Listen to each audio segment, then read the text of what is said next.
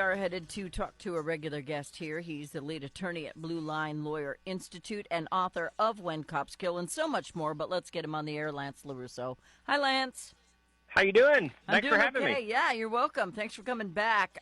This new get out of jail free card. I thought that, with the election and Trump being pro cop and people asking for prosecutors to be less lenient and actually put criminals away, I thought that was the thing. It's not? Well, it's getting better. The problem is that you have, first of all, people who are stuck in their ways. And second, right now there's a lot of people who are frustrated and they're having to issue those statements with the dreaded words, "I was wrong." Uh-oh. Horrible words. And some people would rather pull their eye teeth out with a pair of pliers than utter those words. But clearly they were. Fonzie look at couldn't crime even in say these that. cities. Yeah, look at the crime in these cities. So, first of all, they're having to recognize they were wrong, and several of them don't want to. And now the ones that are having to recognize it, it takes a lot to turn that machine around. So what has to happen then? Because, when you have somebody who commits murder, maybe even a double murder, and then they want to charge them with a lesser crime like aggravated assault times 2. It wasn't an aggravated. It was aggravated, and it was assault, but it was also murder. So you're going to give them 10 years for the lives of 2 people instead of life? Yeah, and it's kind of a vicious cycle because what's happening is there's a reality check that bounced a long time ago, and now people are starting to realize just how wrong they were. If you look at what's happening with all of the criminals who are being deported, and in the middle of that discussion, what you're seeing is people having to recognize that these gangs that, a lot of politicians said, oh, they're not bad, it's just, law enforcement's coming after these folks and they haven't done anything. They're having to recognize just how dangerous they are. Well, inherent in that is a recognition of how dangerous some of the organized, well thought out, planned crimes are, instead of the narrative we saw in 2020 where the reason people steal, the reason people commit crimes is because they're poor. So right now what you're seeing in the media, and this is what I talk about in When Cops Kill, is people and Blue News, is people getting ahead of this narrative and recognizing, as law enforcement's recognized, this is not somebody stealing bread because they have nothing to eat. These are individuals who have set aside their time and their efforts to be predators of law-abiding citizens, and they're not going to stop until you take them out of society. Well, and we know that because that's common sense. But what they've done is they've made it so that the criminal is the victim on the left. And, when your vice presidential candidate wants to open the windows to smell the burning tires, that's a problem. And so they've sent the message loud and clear to law enforcement that you basically are getting the middle finger. They don't care about you. So with Trump in office, how do we turn that around? What do we do? Well, one of the things that we do, as we've done always, is find the best and the brightest in your community and convince them and encourage them to get into law enforcement. You can't underestimate the power you have as a person in the community, just a shop owner, to recruit people into law enforcement. The 1 or 2 people in your agency's recruiting program cannot do it alone. And second thing is speak up for them in the public square. When something's going on, when they've done nothing wrong, stand up and fight for them. And then recognize that it's going to take some time. A lot of police departments were gutted, if you will, by a lack of recruiting in 2020 to 2024. Also, the elders in the profession leaving, and some of that started in 2015. And then people who had other options with 5 and 6 years where they had a finance degree, they had a law degree, a lot of people had business degrees, they left. So rebuilding those ranks is going to take time. But probably the most important thing is to make sure that nobody is allowed to reduce our standards for hiring and training. We've had a pretty good turnout of new law enforcement students in our academy locally, and that gives me hope. And they come from all walks of life, all different races, all whatever. There's only one human race, but you know what I mean. They're all different colors. And so it makes me happy to see that there are generations of people of every walk of life who are sick and tired of being sick and tired. So we're seeing good numbers. We are, and it's not surprising for another reason too, because really what you heard was a cacophony of ignorance, people grabbing the microphone with an agenda, who a lot of them were trying to raise money for nonprofits, and what they did with the money, Lord knows. But, what you saw was people who had an agenda, but overwhelmingly the public supports law enforcement, overwhelmingly. Mm-hmm. So now what you're starting to see is those other voices moving on to something else. And in the background, the law enforcement, the 22-year-old who decides, hey, this is for me, cheer them on. I am encouraged. I agree with you. I am encouraged, especially when I go to my agency and I see law enforcement officers who are in their 20s, in their early 30s, who are saying, I want to protect the public. And they're out there. We just need to encourage them. Yes, we do. And then when we get them, we need to pay them well. And when they do their job and people don't understand, like if an officer is up against somebody much bigger than them, and the person gets the jump on them, and they're on the ground fighting for their life, and a second officer comes and shoots the guy in the shoulder, everybody's mad. He didn't have a weapon. Why'd you shoot him? Because he was going to kill the other officer with his hands. So at some point, people have to understand that there is a point where you have to stop this individual at all costs, or a cop is going to die. And I don't want cops going to jail for saving their fellow police officers either. Yeah, and it's an interesting prospect that we've seen, and some of the narrative we see is, well, if the officer used better tactics, the suspect would not have been able to assault them. I know. Oh, well, my gosh. You can't excuse abject criminality. There is no lawful reason to assault a law enforcement officer, and when you have somebody who is in the fight for their life, as you say, trying to make an arrest, put your phone down and help them. Mm-hmm. Well, too many people only care about getting likes and attention on social media. We have bankrupted the brains of most of the people under the age of 20 in this country. There are a few, and I shouldn't say few, but there are a lot of people who would stop and help a cop if they thought he was truly in trouble. And here in Missouri, with, you can conceal carry if you want to, even without the card now. It used to be a whole process. But if I saw a cop fighting for their life on the side of the road, the only way I wouldn't stop is if I had a child in the car. But if it was just me, I would absolutely stop. There's no question about it. And I would point my gun at that person, and I would mean it.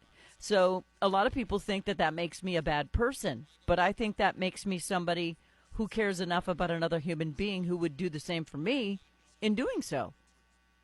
Yeah, and it goes a step further, too. It's not just the officer who's in the fight for their life. Matter of fact, today I've had the honor of emceeing an award ceremony for public safety, and we're giving an award to an individual who saw a police officer trying to get into a house that was burning by himself while he's waiting for the fire department because the neighbors said there was a person trapped in there, and a private citizen jumped right in there, helped the officer get in, Wow. Found a way in, and they both went to the hospital for smoke inhalation, but they saved a person who was a stranger to both of them.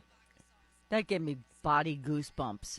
See, that's how it was when I was a kid, Lance. If something was happening, even if we didn't like our neighbor, we would bust in the door to save their life. That's just how we were built and grown and told and taught.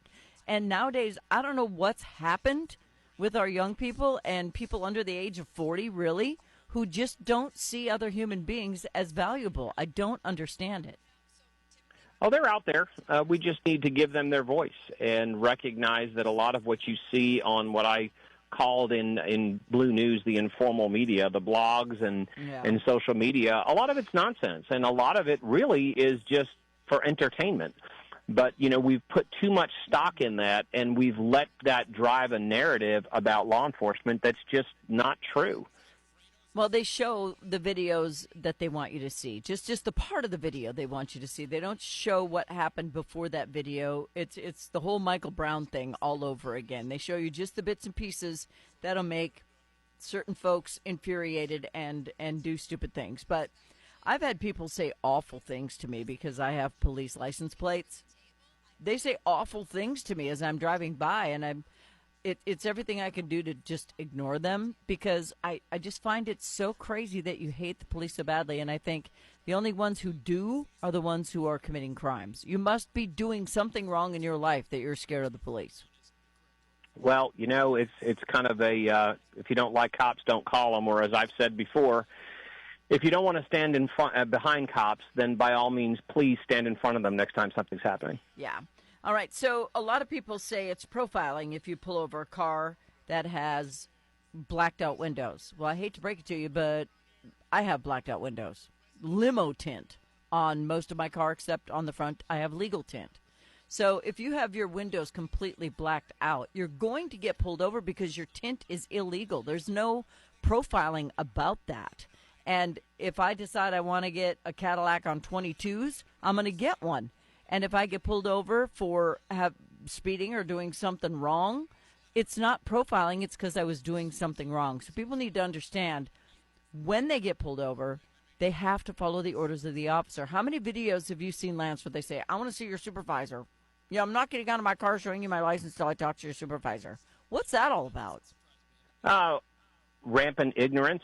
And it's really kind of hilarious. I mean, sometimes I just have to smile at it because when they say, I'm not going to show you my license until you get your supervisor. Number one, that's a delay tactic. Mm-hmm. Number two, you have no right to have a supervisor at the scene. And number three, it's not your driver's license. It belongs to the state. Mm-hmm. It never belonged to you. It is not your license to decide whether or not you're going to show it. And this entire narrative, some of the people who are doing this may be absolute, Ivy League grads, but a lot of the people I see arguing police that I'm not going to show you my license until, you get a supervisor here, I don't think they're lighting up any IQ tests. Yeah. So it's got to be something they're learning online or groups that are telling officers to do this. And I can tell you from an officer perspective, you're wondering, is this somebody who's delaying for a reason? Are they trying to get somebody else to the scene? Are they just trying to do this so they can get likes on their social media account? Or is this somebody I need to be worried about because they're an anti-government activist and they're trying to distract me so they can hurt me? And those folks are out there. Yeah, they are out there. And what's funny is usually when they get pulled out of the car or worse, they find a couple of kilos of something in their car. So, just my supervisor is a canine. So good luck with that. All right. This get out of jail free card, though, for pulling people over that have a tail light out or expired registration tags and trying to say that, you shouldn't pull them over for that. Yes, you should, because that's against the law. Well, and some things what's really is funny happens, and I talk about this in Blue News. If you don't tell your story, someone else will. And as you know, all the profits for that go to law enforcement charities. To date, we've donated over $40,000. So this narrative that it's profiling if you pull somebody over for a violation, that is by definition not profiling. You can be pulled over even if you haven't committed a crime. You can be pulled over with reasonable articulable suspicion. So starting with that narrative that the officer pulling you over for an expired tag, a license plate that's not displayed properly, that somehow is improper, is not only nonsensical, it has what we were talking about before. It's risen to the level of abject stupidity by politicians who want to ban those types of traffic stops. And as I tell them, that's okay as long as you accept the fact that Timothy McVeigh and Ted Bundy would still be at large. That's how both of them were caught. Yeah. Tag violation. That just hits home really hard. And you know what? If the license plate doesn't match the car, or if that car looks like something that was seen in surveillance video that might have been near a crime, there are all kinds of reasons they can pull you over just to check who you are, and you have to tell them. It's called complying. And when you don't comply, that's when the fight begins, and that's when cops have to do what they have to do, and that's when they want cops to go to jail instead of the bad guy. It drives me crazy, Lance. Well, and even before that, as a very, very simple matter, it raises the suspicions of a reasonable officer when you distinguish yourself by not acting lawfully just like everyone else does on a traffic stop. Can I see your license or registration? Sure. And they hand it to you. So when you act differently, why would you not expect an officer to start thinking that something else is going on? Exactly. So where do people get your books so they can help donate to the cause and read more about your book, When Cops Kill? BlueLineLawyer.com will get them to the books. And, of course, the books are available on Amazon because everything's available on Amazon. And then my book, Hunting of Men, which is my first novel, is also available on Audible. All right. So everybody get it? You can listen while you drive. Just make sure you're not looking at your phone. All right. Lance LaRusso, he is a lead attorney at the Blue Line Lawyer Institute and author of When Cops Kill and others, as he just said. Make sure you check him out. All the money will go to help out cops who are fighting for their lives. Lance, thank you. Thanks so much for having me. Have a great weekend. You too. Bye. That's Lance LaRusso.